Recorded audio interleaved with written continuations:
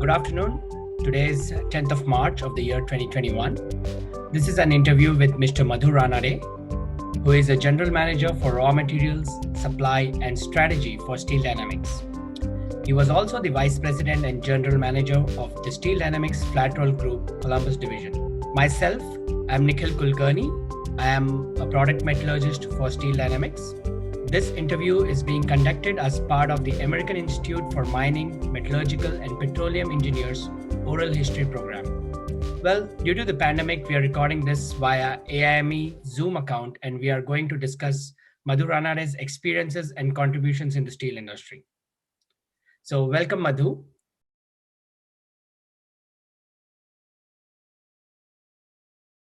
So like everyone knows Madhu, and I know Madhu from my early days in Steel Dynamics when I was a fresh metallurgist in this big plant, and Madhu was our general manager. So let's start here. So Madhu, tell me about where you grew up and your schooling. Yeah, thank you, Nikhil, for agreeing to interview me. And I want to first start by thanking AIME for this oral history project. I think it's a brilliant idea. And I'm humbled and honored that AIST recommended me to share my life's experiences. I also want to thank Michelle and rest of the production staff for making this a reality. Now, going back to where I grew up and my schooling, I grew up in central Bombay, or at that now it's called Mumbai, where my parents had a studio apartment, and then later on we moved to suburbs when they bought a condominium there. I went to what would be considered as good schools, but the medium of instruction was always my mother tongue, which is Marathi. And in the I would say upper middle school and high school, I also learned Hindi and English as a second language. So those were good schools. I enjoyed them. Okay. So what did your parents do for a living, Madhu? My dad was a mechanic for Indian Railways, and then later he became foreman. One thing I remember is whenever he got together with his work friends, he used to really talk excitedly. They all were very passionate about what they were doing. And while I didn't understand a single word of it, that really made an impression on me. And maybe my interest in technical things kind of started that way. My mom first worked as a clerk in a factory, but my dad encouraged her to study further and get her bachelor's degree, and then also get her education certification through a teaching degree. And I still remember, I must have been maybe 8, 9, walking with my dad and my mom when she was going for her final exams for getting her teaching degree. And it was pretty unusual at that time for somebody to go back to school after having a child. But my dad was very good about that. He supported her. She became a teacher and then finally retired as a principal of middle school. My dad passed away when I was 13. So my mom raised me, my younger sister, and my younger brother. It was a bit difficult because she was still working full time at that time. And it was a difficult time financially, but we never were want for anything. We had a pretty happy childhood.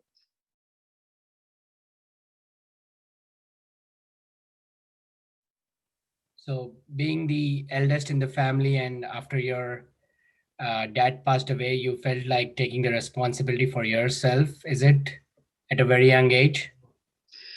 Yeah, and I mean, as soon as I graduated from high school, my mom did want me to support and get my degree.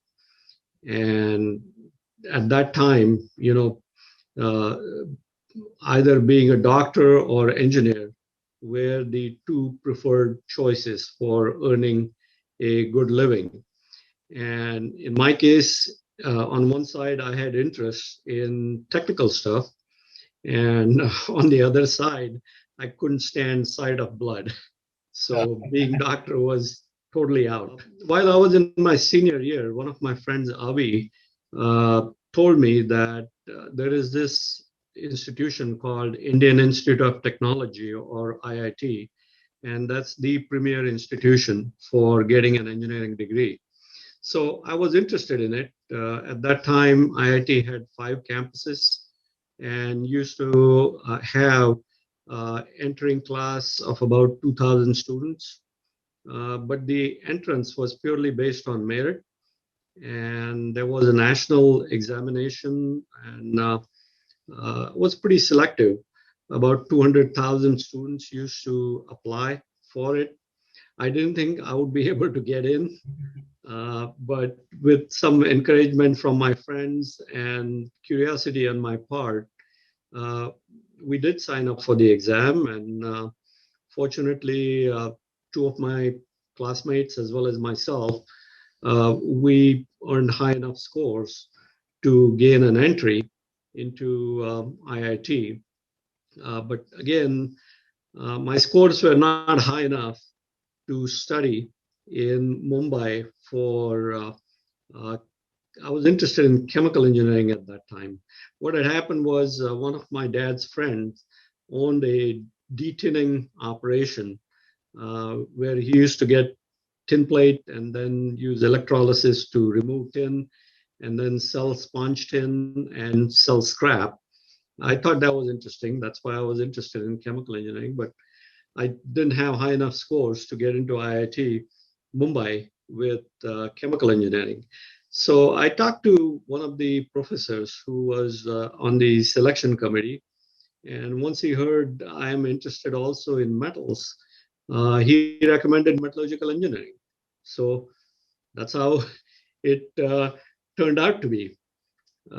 It was quite impressive now when I look back at it on part of my mom to allow me to attend IIT, which would have meant I would have been, although in Mumbai, I would have stayed Monday through Friday on campus and then just be home during the weekend. Some of my relatives were saying, you should just go to a local institution, stay at home. This would be too expensive.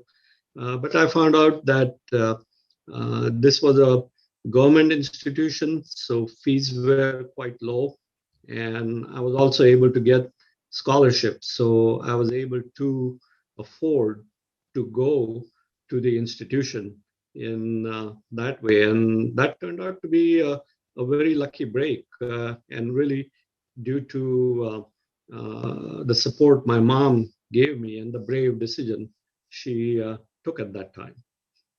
Wow, that's good to know. And IIT is like, of course, one of the prestigious institutes of India till now.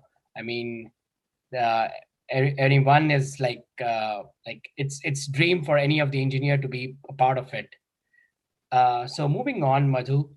Uh, so after graduation, uh, what made you think about coming going abroad for studies, like especially US? What was the idea behind it? Yeah, it's kind of interesting story. I mean, in high school, I was never one of these students that always ranked high. I used to do well in one subject each semester, but I was pretty much a B plus type of student. Same way in IIT Mumbai for first 2 years, when it was general engineering and science classes, I used to do fine, but nothing exceptional. But from third year on, it was a 5 year program. From third year on, classes were mainly related to metallurgy, and you could take electives in which you were interested. And that really got me fired up. And I did well in those last 3 years. So Madhu, what made you leave your family and travel this far to USA? And well, especially in the times when back in 70s, communication was probably not so easy. Yeah, it was a big challenge at that time. And I mean, first of all, to go to the United States, the idea really came from some of my alumni and my professors. Fortunately, after about third year, I did very well in metallurgical engineering, so I finished at the top of my class, and that opened a few doors. Uh, my alumni, seniors, and professors encouraged me to apply to universities abroad in United States, in Australia, in England, and so on. But one of the big criteria for me was, I couldn't afford anything on my own, so I had to have a full scholarship. So I did send out the applications, and fortunately, I was admitted to University of California at Berkeley with a fellowship and a job, which was a research assistantship, and that worked out very well.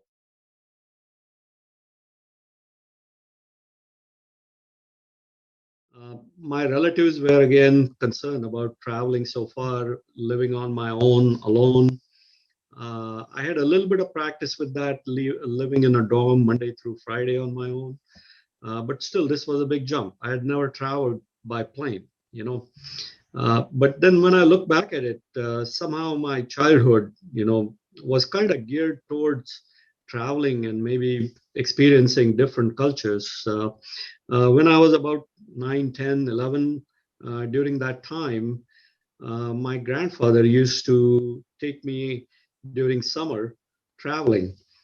He worked for railways, and my dad worked for railways, so both of them they were eligible for getting a free ticket to travel basically anywhere in India for 3 weeks.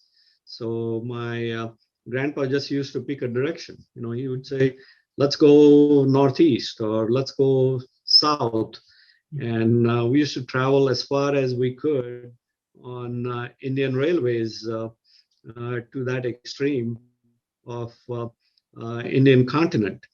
And I didn't realize it at that time, but I mean, when I explain people what India is like, I say it's like, think about all Europe as one country. That's how India is. You travel a couple of 100 miles here and there, you run into different language and so on. So when I was traveling, I would meet with people who looked different, who spoke different languages. The food was different, way of interacting was different. And by traveling with my grandfather during that time, it seems like somehow I got conditioned to enjoy travel and have the confidence that I could go in different cultures and be comfortable. So for me, it was okay to come to United States, but again, it was very brave on my part, in my mother's part, to let me go and not say that, hey, now you have to take up a job and start supporting the family.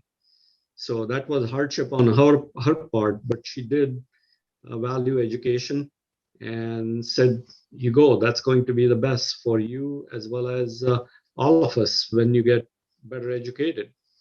So I came to Berkeley. Yes, as you said, the communications were very difficult at that time. I remember a 3-minute phone call was $13, and that was in 1975, 1976. So it would be more like $50 for 3 minutes. So you couldn't afford it. And at the same time, we didn't have a telephone in my home either. So also leaving India, there were foreign exchange controls there. So I started from India with about $40 in my pocket. I spent about $20 in Tokyo buying a combination tape recorder radio. And the game plan, which we did for almost first year and a half, was instead of writing letters, I was not a good letter writer. I would just record tapes and then send them to India. So that's how we managed communications until actually my mom and my siblings were able to come and visit me in 19 oh, I think it was about early 1979. So somehow we managed. It worked out.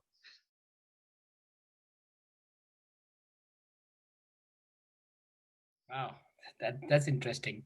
Mhm. So, how was your life during graduation? During those times. Yeah. First, I had to learn conversational English. Throughout high school, I learned in my own mother tongue, which was Marathi, and education in IIT was in English. So I could read and write English very well, but I didn't understand the local accents and slang. Also, my professor at UC Berkeley was an Englishman. So that didn't help any either. So what I used to do was I used to listen to Walter Cronkite in the evening news, and that really helped me a lot. And at Berkeley, even though we were students and had very limited budget, we found ways to enjoy ourselves. Uh, During weekends, we would pile up in somebody's car and drive to Napa Valley. At that time, Napa Valley was not very well known, but we knew you could go take wine tours and have free wine tasting. So there we went. Or we would pile up in a car and go to Monterey, Carmel, enjoy on the beach, take sandwiches with us. And so it was fun. Also, the school was pretty rigorous, and it really made you work. But because I had gone through a 5-year program, I had the flexibility in Berkeley to take some electives. So I was able to take classes in chemical engineering department, in business school.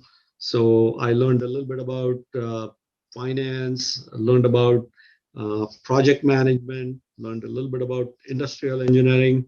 And I think it really expanded my horizons as I went forward. So all in all, my graduate school at UC Berkeley was tough. You had to work hard, but it was also very enjoyable. And I had a group of friends there, both those who came from India as well as from America, from Australia, from Canada. It was a good time.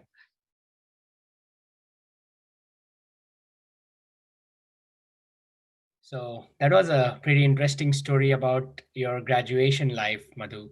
So 1977, you graduated. So how was your first professional job in the industry? Yes, as I was uh, getting ready to finish my master's degree, I was also enrolled in a PhD program at that time. So I had completed my coursework, had done my prelims, but then I started thinking, is what I'm learning really relevant to real life, to the industry? So I thought it would be a good idea to test that out by working in the industry. Also, I wanted to earn some money, live a little better, and also support my family a little bit. So I started applying for jobs along with a couple of my friends. My friend Pari was completing his MBA, and we help each other prepare resume. At that time, it was on a typewriter. Can you believe that? Also, stuff the envelopes, find the addresses and put stamps on. Two other friends, Rajiv and Ashok, they helped as well. So both of us sent several resumes out, and I got several kind of thanks but no thanks type of responses because I was on a student visa at that time. Fortunately, one of the research directors from Inland Steel came on UC Berkeley campus for recruiting, and my professor, Professor Evans, knew about my interest in steel. It also helped that my capstone project in IIT Bombay, or IIT Mumbai now, was feasibility of a mini steel plant based on sponge iron or direct reduce iron. And then my research for my master's degree was on metallization of iron ore pellets. So that kind of fit in nicely with this company. I interviewed with the director, and that's how I got the job. Since he was recruiting in raw materials area, it became kind of a natural fit. And once I had the offer, I jumped at the chance.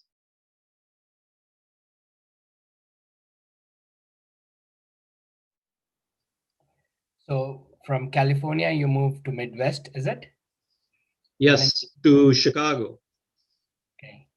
So how was the transformation over there from sunny side California to windy, cold Chicago? Well, I didn't know at that time. Actually, California was perfectly fine weather. Also, when I came for actual site interview at Inland Steel, I found out that although the corporate office was in Chicago, the actual R&D lab and the plant were in East Chicago, Indiana. So it was, I think, Labor Day weekend, and they put me up in a hotel in Chicago. I walked around downtown Chicago, went on Lakeshore Drive, saw Lake Michigan with a lot of boats and so on. And it was nice, sunny, 80 degrees. So I said, what are people talking about winter? Yeah. So I didn't really think that much about it. And when the job offer came in, I said, yeah, the city was nice, was close to where the plant was, and I could live there. Okay. So how was your first experience working in the R&D facilities in East Chicago? It was amazing because Inland Steel was a small company, it was a one plant company, but it also owned iron ore mines as well as coal mines. And they were just starting research in this raw materials area. So my boss at that time, he said, in the steel mill, we design processing and microstructure to get specific properties in steel. Is there something like that is important for raw materials? Go find it. Okay. What type of processing should we be doing? What type of properties should iron ore have to make the blast furnace most efficient? So that's how it started. That's how my journey started, from kind of like iron ore to coal mines and coke plants. And I always wanted to learn, how these materials were being used in the next operation. So it was kind of a natural progression going from raw material side to iron making, then to steel making, then to rolling, and then galvanizing, and so on. I just wanted to figure out, what do internal and external customers want? How can we make the product basically better, faster, and cheaper than anyone else? So that group kind of started with a blank sheet of paper.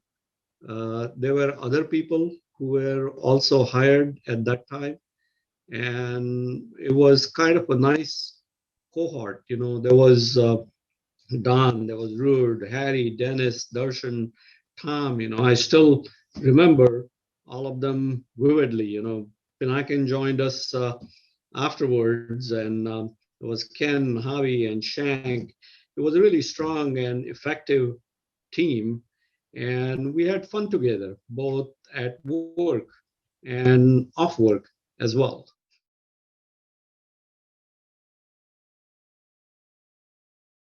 So your interest, like you were interested in knowing about more about the product. Is that how you moved into operations? Uh, like how did your role change over time from research to getting into operations? Yeah, trying to find out, what was important uh, was one of the major criteria or major motivation from going into operations. But there was also other factor uh, as well. Uh, you know, you in order to know uh, what makes the operations tick, you have to be there. You couldn't just work in an R&D environment and try to imagine, what is needed. You have to be there. So you have to know what issues operators face and what opportunities are there. And you can do that only by learning uh, in operations. That is why I moved from R&D into operating technology and then to operations. There is another aspect as well. When you are in R&D, you might have a terrific idea, you might have a very thoroughly investigated proposal, but all you can do is make a recommendation, Mhm. right? And then the management and the operators are the really decision makers on whether to do it or not. So one of my other motivation to go into operations was to really make it happen. That's where the action was.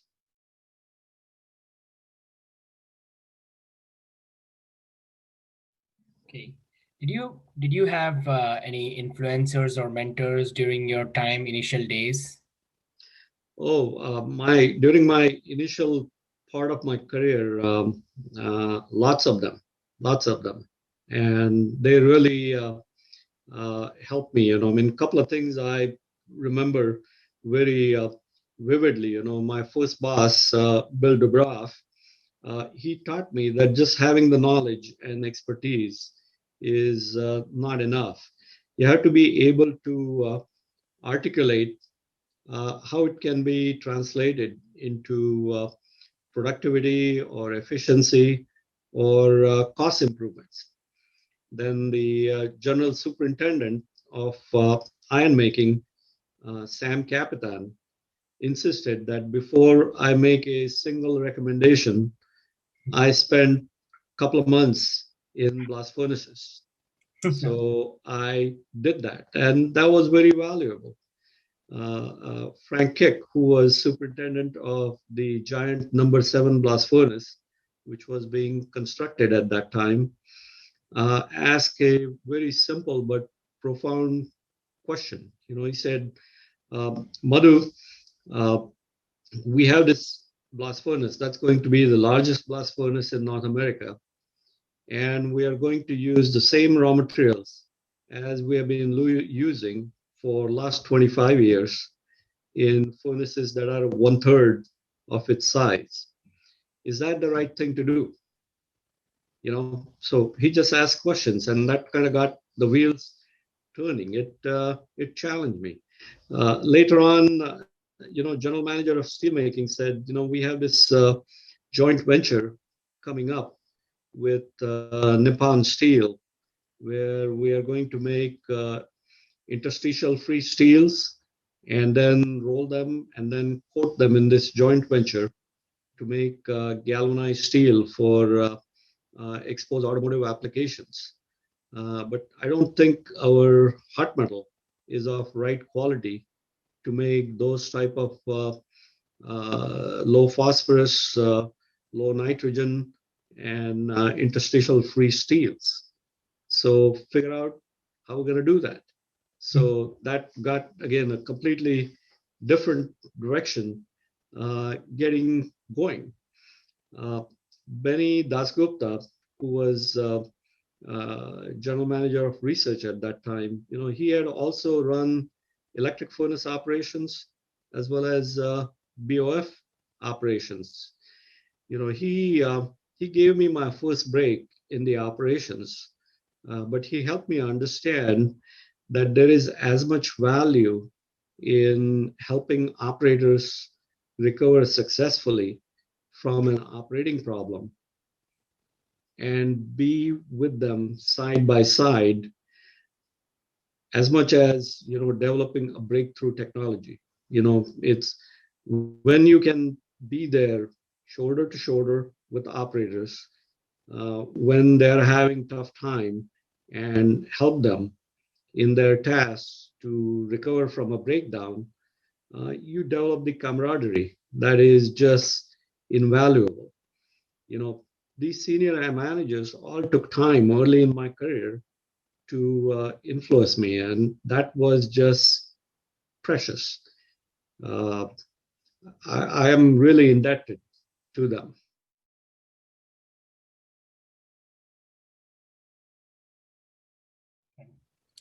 So you spoke about IF steels, and you also spoke about the biggest blast furnace, upcoming blast furnace, and you took them as a challenge. But what would you term as your biggest challenge? Like you experienced in your career. Uh, uh, there were big challenges, but it might sound cliche, but there were also opportunities as well. And one of the things I found out was there was nothing that was just purely a technical challenge. It was a mixture of a whole variety of things. And let me think.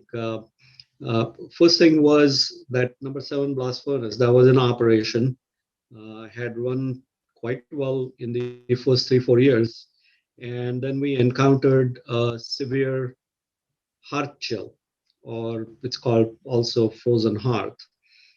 It took about I think 35 days to recover. Wow. Then later on, we installed coal injection on that furnace, and then if there was an equipment problem, we lost coal injection. We used to go into a hard shell.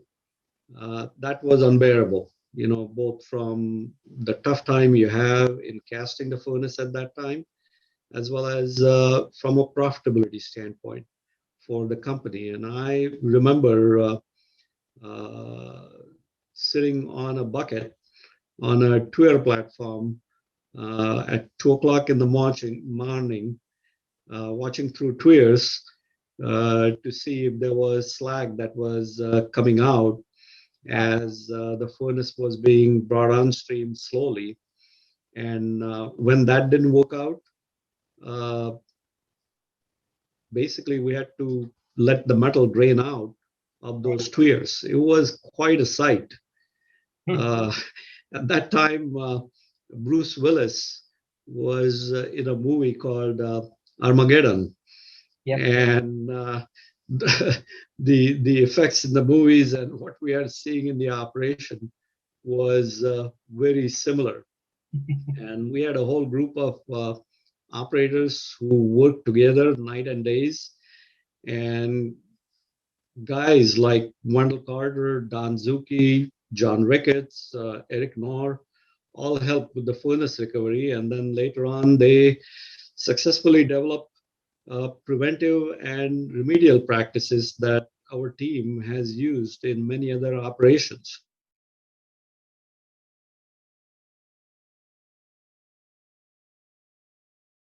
The other part was when I came to Burns Harbor. This was much later in 2007.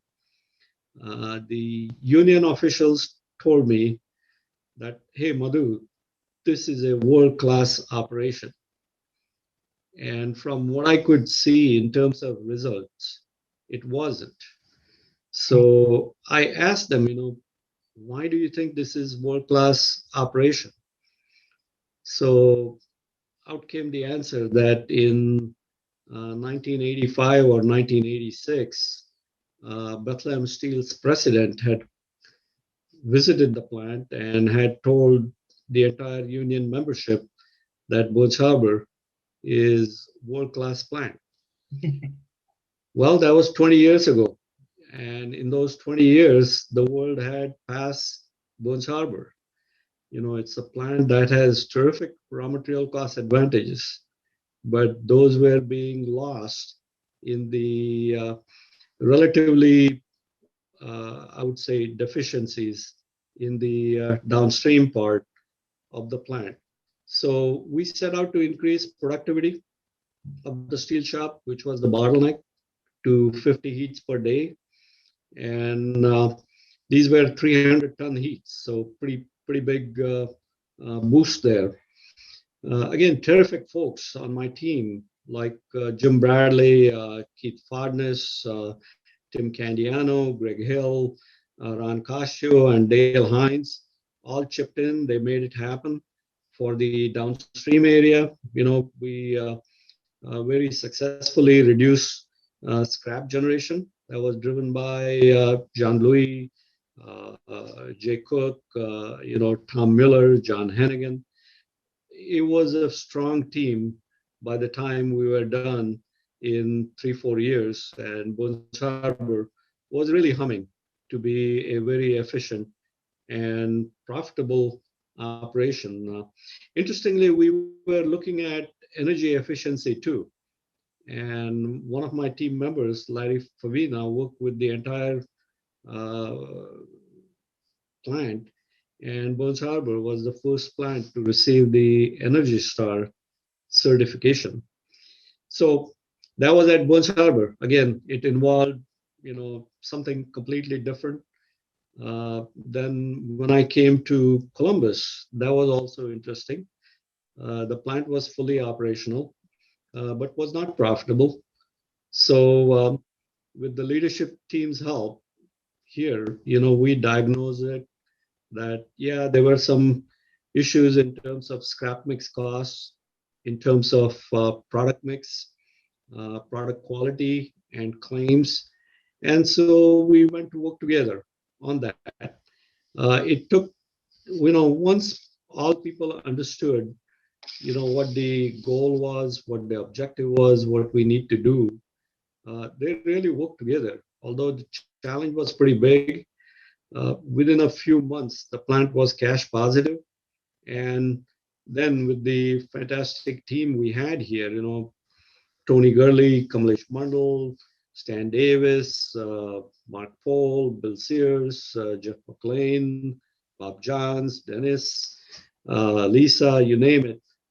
All these people really built a strong team, and the plant became profitable in a very short time. And it also became the first minimal to make more than 3 million tons a year. So it was a challenge. It was difficult. But when you have the whole team marching in the same direction, working together, you can achieve tremendous things.